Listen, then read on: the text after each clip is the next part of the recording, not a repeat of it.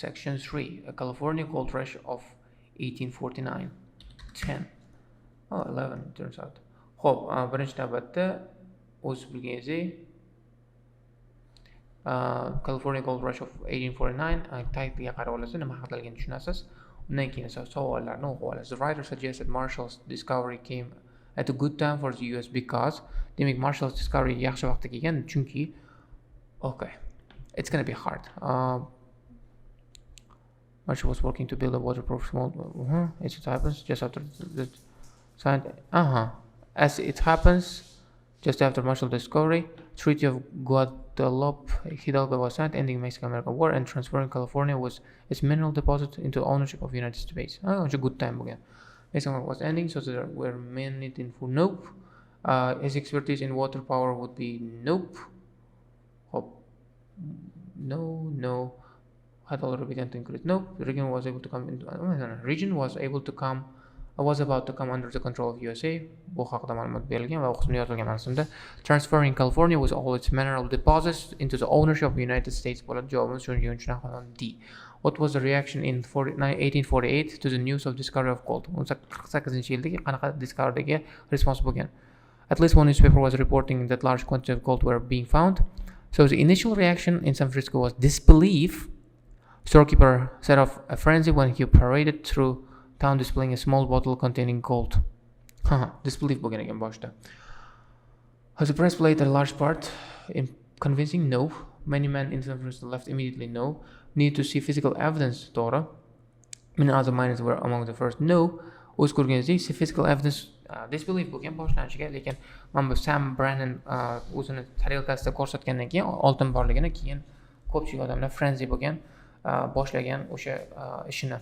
What was the result of thousands of people moving to California? Nima bo'lgan Californiyaga move qilishini? Xo'p, topamiz. As news spread, fortunes being made, the first migrants to arrive there were from those from lands accessible by road, Oregon, Sandwich Islands, Mexico, Chile, Peru, and even China. Only later was reached East Coast, where the press reports were initially skeptical. Throughout 1849, here keyword is thousands of people around the United States, most of them borrowed money, mortgaged their property, or spent their life licensing to make the arduous journey. In pursuit of those kind of wealthy they had never dreamed of, they had left their families and local areas. In turn, their wives had no option but to shoulder different responsibilities such as running farms and businesses, and many made real success of them. O'z ko'rganingizdek, minglab odamlar ko'chgan, erkaklar ko'chgan asosan, oilasini tashlab ketgan, pul olgan, qarzga, mortgage qilgan, o'sha arenda krizisga berib tashlagan joylarni o'shaning natijasida nima qilgan? Ayollar majbur bo'lib o'sha ishni o'zi qilishga majbur bo'lgan, o'shaning natijasida biznesmenlar bo'lgan, ko'plab real successlar chiqqan. Couldn't cope with the influx of people haqida ma'lumot yo'q. Got more money haqida ma'lumot yo'q. Some of these who stayed behind had to take unexpected roles haqida ma'lumot bor, chunki ayollar biznes fermalarni run qilgani yozilgan. Newtons haqida ma'lumot yo'q. What does the writer say about using pens and rockers using to find goals? Pens and rockers keyword. Where is it? Pens and rockers.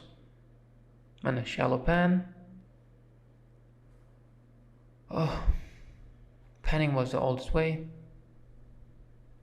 And rocker. Demak, bu qismda savolga javob berish uchun ikkita paragraf o'qishimiz kerak ekan. Ikkita paragraf o'qimaslik javobini tushunmay qolamiz. Xo'p, how did all this would be miners search for gold? Fanning was the oldest way. Basic procedure was to place some gold-bearing material such as river gravel into a shallow pan and add some water, then carefully swirl the mixture around so water and light material spilled over the side. If all went well, the heavier gold nuggets and gold dust would settle to the bottom of the pan. Gold panning was slow even for the most skillful miner. On a good day, one miner could wash about 50 pans in usual 12 work hour day. Another way was to use what was called a rocker, simply a rectangular wooden box set downward angle mounted on a rocking mechanism. The dirt and rock was dumped into the top, followed by a bucket of water. The box was rocked by hand to agitation mixture. Big rocks were caught in a sieve at the top. The waste exited lower in with water. Heavy gold fell into the bottom of the box. Tushunarli. Both methods required addition of mercury yo'q. Faqatgina hop ko'ramiz. Rocker yana bitta paragraf ekan. O'qimasak bo'lmaydi. Rocker had advantage where it was easy transportable. They required constant source of water. Most importantly, miner could precision more dirt rock with a pan. The primary disadvantage was the rocker had difficulty in trapping the smallest particles of gold, commonly known as flour, added small amounts of mercury to the bottom of the rocker, so that due to its chemical composition, it had facility to trap fine gold. Periodically, miners would remove and heat it. As it vaporized, it would leave gold behind. Tushunarli. No, both methods didn't require mercury. Shuning ham ayni chiqarib tashlaymiz. Rocker needed more than one miner to operate. Haqida ma'lumot yo'q. Pans were a best system for novice miners. No, miners had to find a way around the design in one system. Ko'rganingizdek, rockerlarda eng disadvantage joyi fine gold particles floor degan gold particlelar o'tib ketib qolgan. Shuning uchun ham merkuryni ishlatib ularni trap qilgan. O'sha uchun ham deb bo'ladi javobimiz. Keyingiga o'tamiz. Demak, so'na matching information bo'lar ekan javoblar. Which section contains the following information? O'qiymiz, javoblarni topishga harakat qilamiz. Refers to way of making money in California other than mining gold. Hop, ABCda chiqmadi. Cda hali o'qimadik, chiqishi mumkin. By the end of the year, non-native population of California was estimated at 100,000. To accommodate the needs, the government was known. Towns had sprung all over the region, complete with shops and other businesses seeking to make their own gold fortune. The overcrowded chaos of the mining camps towns grew even more lawless. Its part developed a bustling economy, became central metropolis of the new frontier. See bo'lsa kerak, chunki making money haqida ma'lumot bor mana. Businesses, shops, their own gold rush fortune. C ni belgilab turaman hozircha. Agar C bo'lmaydigan bo'lsa, keyinchalik o'zgartirishimiz mumkin. Xo'p, suggestions that the gold that was found didn't compensate for the hard work undertaken. Xo'p, D ni o'qidik, E ni o'qidik, unaqa javob chiqmadi. F, G ni o'qiganimizdan keyin javobni topishimiz mumkin. Surface gold had largely disappeared, even as miners continued to reach the gold fields. Had always been difficult and dangerous labor. Striking it rich required good luck as much as skills and hard work. The average daily pay for an independent miner had by then dropped sharply from what it had been in 1848. Gold became more and more difficult to reach. The growing industrialization of mining drove more and more miners from independence into grow wage labor. The new technique of hydraulic mining o'z ko'rganingizdek yozilgan, F'da borgan javob. So bunga sabab o'z ko'rganingizdek sharply decline degan joy bor mana. Daily pay drop sharply. Xo'p, shunaqa qilib kompensatsiya qilmaganda.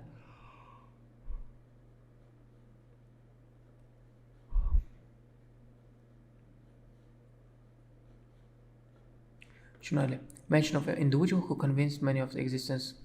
Who convinced boxunda ma'lumot bor edi. Sam Brannan bo'lgan convince qilgan odam. B bo'ladi. Keyingi o'tamiz. Details of pre-gold rush population of California. Pre-gold rush. Hop.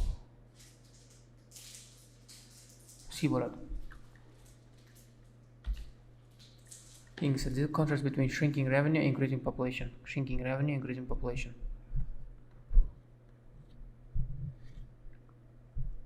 G bo'lar ekan. O'z ko'rganingizdek men buni o'qidim, topib olishingiz mumkin, o'zlaringiz ham o'qib, lekin shu bo'ladi javob. Basic techniques for extracting gold. Xo'p, demak bu qismda rocker bilan panningni ma'lumotlar berilgan. Hali ham D bilan E ni o'qib oldik. Shuni o'qiganimiz sababli javoblarni hozir topishga imkoniyatimiz bo'ladi. The most basic method used by many miners began with digging some what?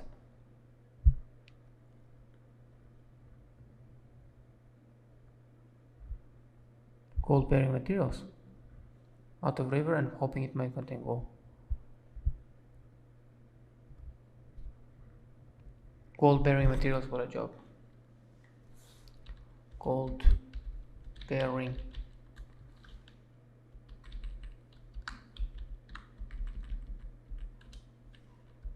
materials. Gold bearing materials for a job. King is a gold dust which there might even be some to remain in the pan. If remainder were lucky, there might be some. Hop. If all went well, have your gold nuggets. Gold nuggets. gold nuggets. 2. Keyingisiga o'tamiz. Rocker. Large stones stuck in the Osna bor aytdi. In sieve at the top, in the sieve. Sieve. 40. Oxirgi savolimizga javob. However, a process was introduced involving to ensure gold was washed out. Involving mercury bo'ladi. Mercury bo'ladi javobimiz. Mercury. Xo'p, shu bilan bugungi darsimiz o'z nihoyasiga yetadi. Sizlarga bu qism tushunarli bo'ldi degan umiddaman. Savollaringiz bo'ladigan bo'lsa kommentlarda qoldirishinglar mumkin. Keyingi darslarda ko'rishguncha xayr.